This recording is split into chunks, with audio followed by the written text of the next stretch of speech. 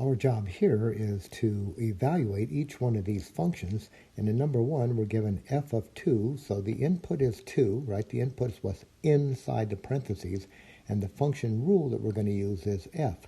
So what are we going to do here?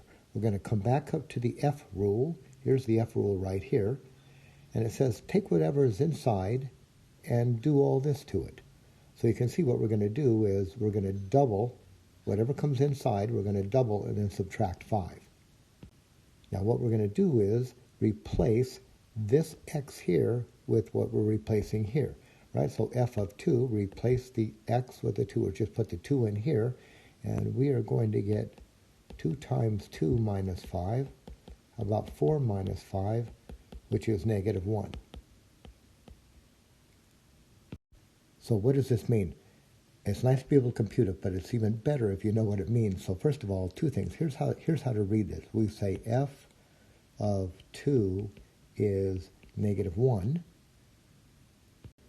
And here's what it means. So when you see this, here's what you want to think.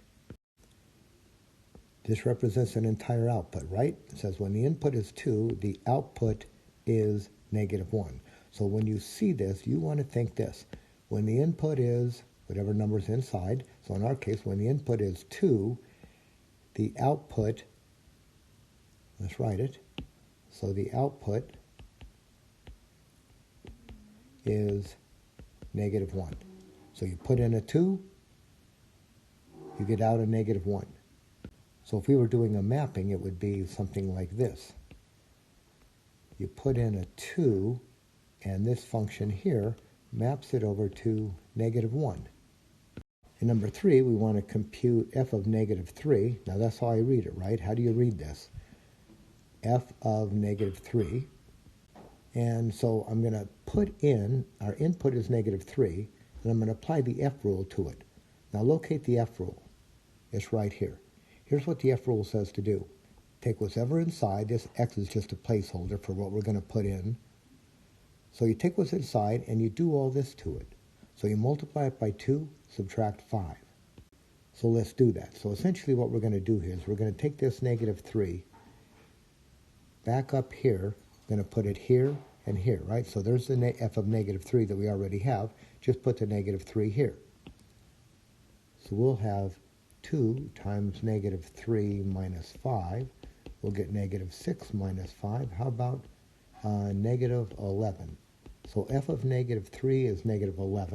So what's happening here is we have a function that takes an input of negative 3 and maps it over to negative 11. That's what our function does. And we've made the computation, but let's go a little bit further. What does it mean? What does this mean? All right, back up here. What does it mean? It means when the input is negative 3, so I'll write it down here. When the input is negative 3, the output, now the output, this is the output, right? That represents the output. And we're saying that that output is negative 11. So the output is negative 11. So let's just write that. The output is negative 11.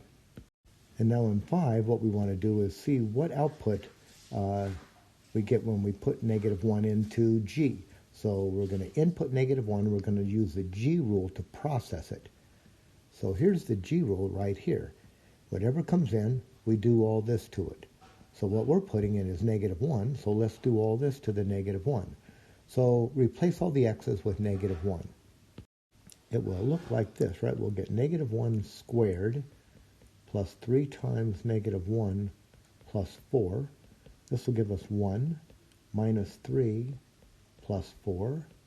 All right, that gives us, what do you think here? 2. So G of negative 1 is 2.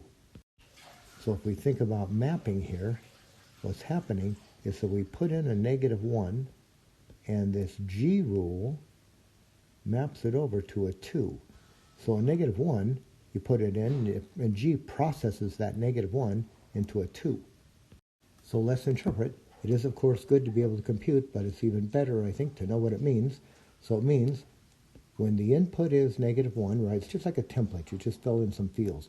When the input is, look at your number here. So when the input is negative 1, All right, this represents an output, right? That whole collection of symbols is an output. The output, and we're saying that that's the same as 2. So when the input is -1, the output is 2. In number 7, what we're going to do is we're going to use -3 as our input, and we're going to process it with the G rule. So come back up here to G, and you can see that that x has been replaced by, right, what did we replace it with? -3. So if you replace this x with -3, replace all the x's with -3. We are going to get -3 squared plus 3 times -3 plus 4. This will give us a 9 minus 9 plus 4. So we're going to get g of -3 is equal to 4. Let's do another one while we're here. How about number 9? Number 9 is g of a. Well, now this is a little bit different because what we're putting in now is not a digit, but rather a variable. So a could be any number. So we just have to know what, if we put in a, what do we get back out? Well, look, what we're going to do is we're going to process a with the G rule. So you come back up to G, right up here, and you can see that this x is being replaced with that letter A. So if, back up here now, if you replace this x with A, you have to replace all the x's with A. So it's just a matter of replacement. So this is going to be, but instead of that x, I'll replace it with a squared plus 3a plus 4. And that's the best we can do.